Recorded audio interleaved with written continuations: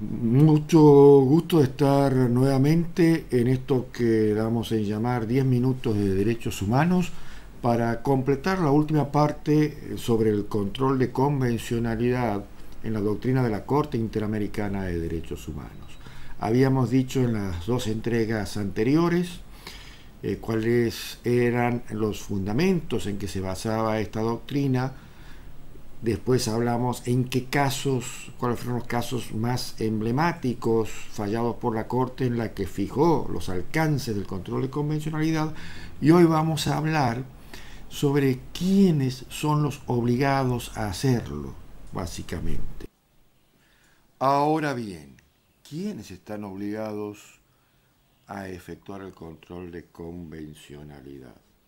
Solamente la Corte Interamericana, porque esa es la función asignada por el Pacto de San José de Costa Rica, o también los jueces nacionales de los estados partes y que han aceptado la competencia de la Corte Interamericana. Bien, esto es un tema que ha sido desarrollado y ha sido claramente establecido en los fallos mencionados en la entrega anterior. Hoy no hay duda que son los tres poderes del Estado los que tienen que hacer el control de convencionalidad. Por ejemplo, en Inglaterra, en el año 1998, el Parlamento inglés dictó una ley que se llamó la Human Rights Act, el Acta de Derechos Humanos, que era una ley como las otras, pero tenía una cláusula de inderogabilidad porque tenía todo un catálogo de derechos humanos fundamentales que el Estado debía garantizar, que debe garantizar, y por lo tanto las otras iniciativas parlamentarias posteriores que se realicen, se estableció que no sería tratado por el Parlamento si es que no viene acompañado de con una especie de justificación, de adecuación del proyecto legal que se quiere tratar, que sea aprobado por el Parlamento inglés a la Human Rights Act. Y eso también debería ser conforme a la doctrina de la Corte Interamericana realizada por las iniciativas parlamentarias en todos los países del sistema interamericano de derechos humanos. Directamente no trata el Parlamento inglés, sino viene esa justificación, lo que traspolando para los países que integran el sistema interamericano sería, ¿no es cierto?, el control de convencionalidad. Sea de donde venga, del Ejecutivo, de los propios proyectos que se presentan en el Parlamento o a algunos países en los cuales el Poder Judicial tiene iniciativa parlamentaria cuando se trata de cuestiones de derecho judicial, ¿no? Bien, eso está claro, los tres poderes del Estado. Ahora, ¿cuál es el rol de los jueces internos de los países del sistema interamericano de derechos humanos? También son jueces convencionales. Cuando en Trabajadores y Santiago del Congreso contra Perú dice que debe realizarlo ex oficio, le está imponiendo también la primera línea de control de convencionalidad a estos jueces. Más allá que llegado el caso la Corte pueda revisar esos controles que hacen los jueces internos. Y cuando en la sentencia de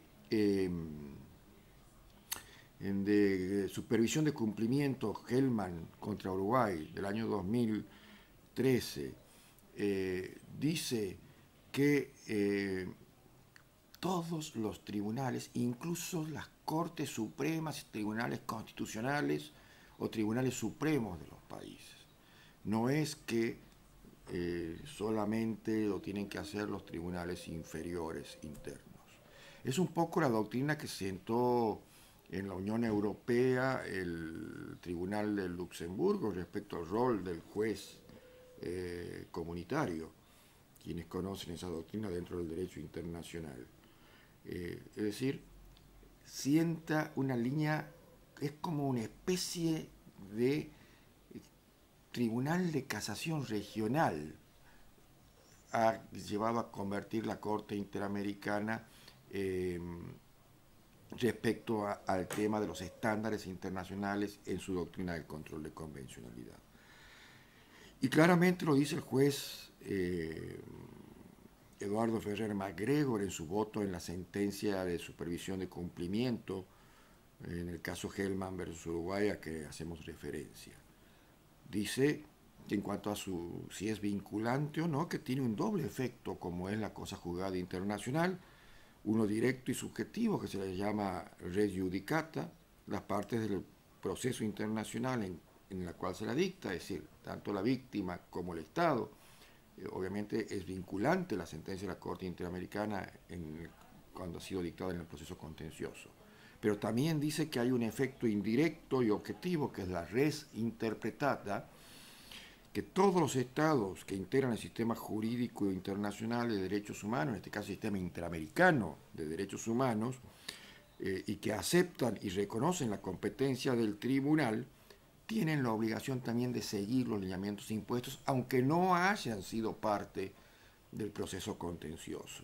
Y eso incluso explica que esa es la razón de ser de que la sentencia, a pesar que se lo dicta contra un país X que habría violado derechos humanos, es notificada en todas las cancillerías de los países que integran el sistema interamericano. Que esa es la razón de ser de esa notificación de ese fallo, aunque esos países no hayan integrado la litis o el proceso correspondiente. Todo esto es muy importante tener en cuenta, porque primero pasemos en claro, el control de convencionalidad en sede nacional tienen que hacerlo todos los jueces y ahora todos los poderes del Estado y especialmente los jueces, que como decía en el caso Furlan contra Argentina, cuando el poder ejecutivo o el poder legislativo falla en la construcción del acto administrativo o de la ley en cuanto a cumplir con lo establecido por el artículo 1, 1 y 2 de la Convención Americana, el Poder Judicial no está obligado a acatar esos lineamientos y debe no aplicarlos. Claro es el estándar que fija y que lo vuelve a reiterar en el caso Hellman contra Uruguay. Ese control de convencionalidad en sede nacional, volvemos a decir, tiene que hacerlo todos los jueces nacionales de cualquier instancia, obviamente conforme a sus procedimientos constitucionales. Con esto se cree que, por ejemplo, en los países que tienen tribunal constitucional, sistema concentrado de control de constitucionalidad, el juez debe examinar y hacer el control de constitucionalidad correspondiente, y en el caso de ver de que no pasa el test, debería girarlo al Tribunal Constitucional. Y en los que tienen sistema difuso, como Argentina, por ejemplo, directamente cada uno de los jueces es un juez del sistema interamericano y puede fallar directamente la inconvencionalidad e inconstitucionalidad, incluso aplicarla de oficio, como dicen los estándares. Con esto vamos cerrando lo que es el control de convencionalidad en estos tres capítulos, en esta prieta síntesis que hemos hecho en estas tres últimas entregas, pero creo que ojalá se haya sido suficiente para tener una visión de lo que ello constituye. Pero no quiero terminar antes sin traer a colación una reflexión del constitucionalista y el maestro del derecho argentino, Néstor Pedro Sagüez, cuando habla que el control de convencionalidad establecido por la Corte Interamericana de Derechos Humanos, en el caso Almonacid Orellano y completado por otros fallos, especialmente trabajadores cesanteados del Congreso, ordena a los jueces nacionales reputar inválidas las normas internas, incluida la Constitución, opuestas a la Convención Americana sobre Derechos Humanos y a la interpretación dada por esta, por la Corte Interamericana. Es un instrumento eficaz para construir un ius comune interamericano en materia de derechos personales y constitucionales. Su éxito dependerá del acierto de la sentencia de la Corte Interamericana y de la voluntad de seguimiento de los tribunales nacionales. Eso lo dijo Néstor Pedro Sagüez en la página 76 y 77 de Obligaciones Internacionales y Control de Convencionalidad, Estudios Convencionales, año 8, número 1 del año 2010.